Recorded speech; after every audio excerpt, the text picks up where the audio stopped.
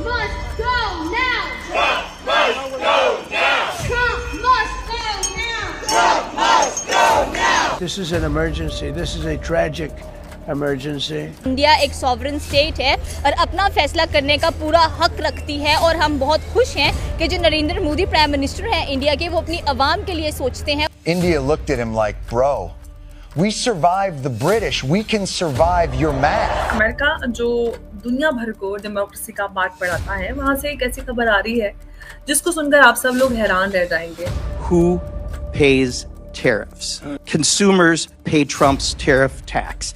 That's the reality. कि भारत अपनी terms पे ही चलना पसंद करता है और चाइना के साथ रिलेशन के एंगल तो आप अलग ही गेम है वैसे। So Trump's throwing a 50% tariff on India for buying Russian oil. Like, that's going to scare a country with 5,000 years of history. Washington DC में पुलिस को हटाकर जो फेडरल गार्ड्स हैं उसको लगाया जाएगा। अब रिसेंटली देखे कि जब इंडिया ने रूस से तेल खरीदा 25% पहले था उनको टैक्स, वो बढ़ा के 50% कर दिया, इसीलिए कि वो उसके नीचे आ जाए। लेकिन हम इसमें मोदी को अप्रिशिएट करते हैं। Modi is going to the Shanghai Cooperation meeting which he normally does not attend.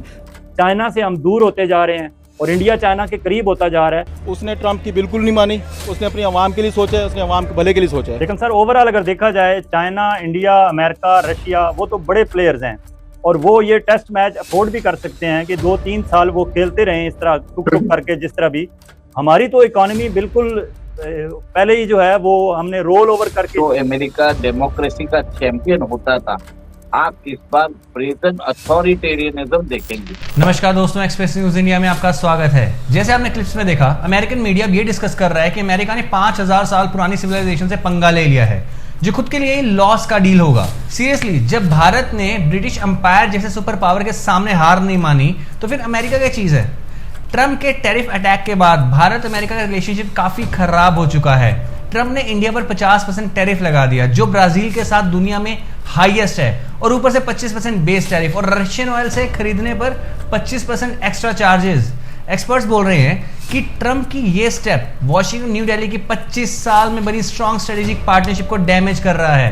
अब सिचुएशन में एक बड़ा सवाल उठ रहा है, क्या भारत अमेरिका पे ट्रस्ट कर पाएगा कभी? सिंपल आंसर है नहीं। अमेरिका ने अपनी स्ट्रेटेजिक बेनिफिट के लिए एक फ्रेंडशिप दिखाई, लेकिन हिस्ट्री प्रूव कर रही है कि भारत अपनी टर्म्स पे ही चलना पसंद करता है और चाइना के साथ रिलेशन के एंगल तो आप अलग ही गेम है वैसे।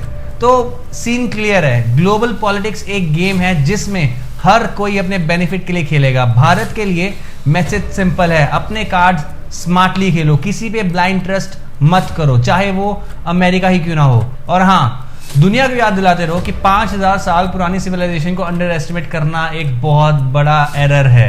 अगर आपको वीडियो पसंद आए तो लाइक, शेयर और सब्सक्राइब जरूर करें ताकि ऐसी पावरफुल भी अपडेट्स मैं आपके लिए लाता रहूं। मेरा नाम है नितेश, मिलते हैं नेक्स्ट वीडियो पे। इंडिया एक सॉवरेन स्टेट है और अपना फैसला करने का पूरा हक रखती है और हम बहुत खुश हैं कि जो नरेंद्र मोदी प्राइम मिनिस्टर हैं इंडिया के, वो अपनी आवाम के लिए सोचते हैं और उनके लिए खड़े होते हैं। और इन फ्यूचर भी अगर देखा जाए तो उनको ऐसा ही करना चाहिए है। ट्रंप की बात करेंगे तो ट्रंप जिस तरह से धमकाते हुए नजर आते हैं, उनका इस तरह से राइट नहीं बनता है, क्योंकि अगर देखा जाए तो बहुत सारे ऐसे केमिकल फर्टिलाइजर्स हैं जो कि कह लें कि अमेरिका खुद रशिया से परचेज करता है, इम्पोर्ट करता है। और स्पेशली अगर बात कीजिए तो $10 बिलियन जो अमेरिका है वो रशिया की न्यूक्लियर एनर्जी में इन्वेस्ट कर चुका है। तो फिर ये दूसरी कंट्री को किस तरह कह सकते हैं कि आपने रशिया से क्रूड ऑयल नहीं खरीदना है। फिर एक और बात करेंगे कि सबसे बड़ा ब्लंडर जो राइट नाउ ट्रंप मारते हुए दिखाई दे रहे हैं, अल्साका अमेरिका की स्टेट है, लेकिन उनको समझ नहीं आ रही थी कि मैं जो पुतिन है उनसे मिलने कहाँ पर जा रहा हूँ। तो उन्होंने कह दिया कि मैं खुद पुतिन से मिलने जा रहा हूँ, हालांकि जो पुतिन है वो अमेरिका जा रहे हैं उनसे मिलने के लिए। हमारे साथ पाकिस्तानी वहाँ मौजूद है, इनसे पूछेंगे सबसे पहला सवाल। जाहिर सी बात है, इंडिया एक सॉवरेन स्टेट है, तो फिर ट्रंप क्यों धमकाता है, जबकि जो अमेरिका है उसके जो एक्स ऑफिशियल हैं जिन्होंने ये स्टेटमेंट दिया है, कितने सहमति रखते हैं आप, इनसे कितने सहमत हैं? अस्सलाम वालेकुम। मैं आपके लास्ट सवाल से शुरू करता हूँ। जो ट्रंप ने मुलाकात कहा था प्यूटन से, इसी पे प्यूटन की जीत है। ओके, ये बहुत ही प्लस पॉइंट है प्यूटन के लिए, ठीक है। उसके बाद जो ट्रंप ज़ोर ज़बरदस्ती कोशिश कर रहे हैं वर्ल्ड वाइड में हर चीज़ में टांग अड़ाने की, जी मैंने ये कर दिया, मैंने वो कर दिया। अब रिसेंटली देखे कि जब इंडिया ने रूस से तेल खरीदा 25% पहले था उनको टैक्स, वो बढ़ा के 50% कर दिया, इसीलिए कि वो उसके नीचे आ जाए। लेकिन हम इसमें मोदी को अप्रिशिएट करते हैं, उसने ट्रंप की बिल्कुल नहीं मानी, उसने अपनी आवाम के लिए सोचा है, उसने आवाम के भले के लिए सोचा है। यही तो एक प्राइम मिनिस्टर को करना चाहिए कि आप अपने भले के लिए सोचो, अपने नहीं बल्कि अपनी आवाम के भले के लिए सोचो। और आज इसी वजह से कह लें कि इंडिया बहुत जल्द तीसरी बड़ी इकोनॉमी बनने जा रहा है। बिल्कुल, इसमें नो डाउट इंडिया हमसे, बल्कि इंडिया एशिया में बहुत ज़बरदस्त अच्छे जा रहा है, उसकी इकोनॉमी देख लें।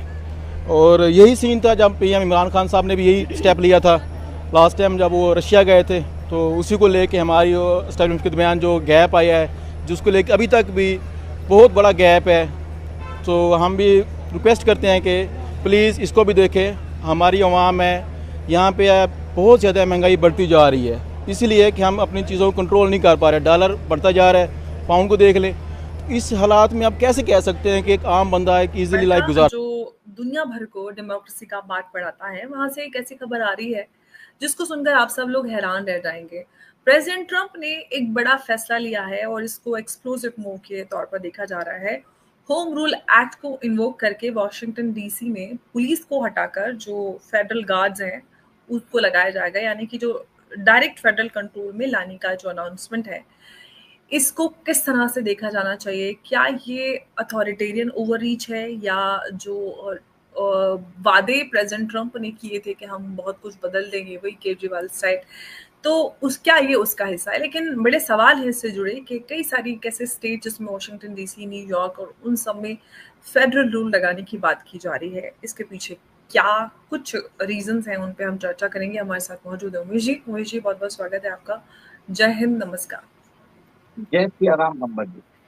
जय सियाराम उमेश जी। उमेश जी, प्रेसिडेंट ट्रंप का ये जो डिसीजन है होम रूल एक्ट हटाकर इसको फेडरल जो लॉ है उसको लाना है, फेडरल गार्ड्स को लगाना, पूरी तरह से फेडरल फेडरल गवर्नमेंट के कंट्रोल में इन सारी चीजों को लेकर आना, ये क्या दिखाता है? अंबर जी देखिए, अमेरिका के अंदर जो वॉशिंगटन डीसी है, जो उधर कैपिटल है, उसके अंदर उन्होंने एक तरह से वहाँ की जो मेट्रोपॉलिटन पुलिस है उनसे पावर लेके उन्होंने फेडरल गार्ड को दे दिया। अब ये जो वॉशिंगटन डीसी है ये अमेरिका का कैपिटल है और टैरिफ वॉर के वक्त एक तरह से यहाँ पे वो उन्होंने सारे पावर्स मेयर से ले लिए हैं और उन्होंने वॉशिंगटन डीसी को अपने कंट्रोल में दे दिया। और जैसे आपने बताया है कि वो दूसरे सिटीज को भी लेने की उनकी मंशा है, आगे पॉसिबल है। तो इसको एक तरह से start of emergency, start of mini emergency in America आप समझ जाइए। और वहाँ पे जो अमेरिका डेमोक्रेसी का चैंपियन होता था, आप इस बार ब्रेजन अथॉरिटेरियनिज्म देखेंगे। ट्रंप अपने हिसाब से लॉज को इम्प्लीमेंट करेंगे। जैसे अभी उन्होंने होम रूल एक्ट के अंदर वहाँ पे जो 800 फेडरल गार्ड्स है उनको टोटल पावर दे दिया। जैसे अमेरिका का क्या है, उधर 50 स्टेट है, उस 50 स्टेट के अंदर जनरली पावर जो होता है वो गवर्नर के पास होता है। फेडरल गार्ड्स जो है वो एक तरह से गवर्नर के कंट्रोल में रहते हैं। पर वो जो वॉशिंगटन डीसी है, जो एरिया है, जो कैपिटल एरिया है, जैसे डीसी बोलते हैं, तो डिस्ट्रिक्ट ऑफ कोलंबिया का वो डिस्ट्रिक्ट है, उसका जो पावर होता है वो मेयर के पास होता है।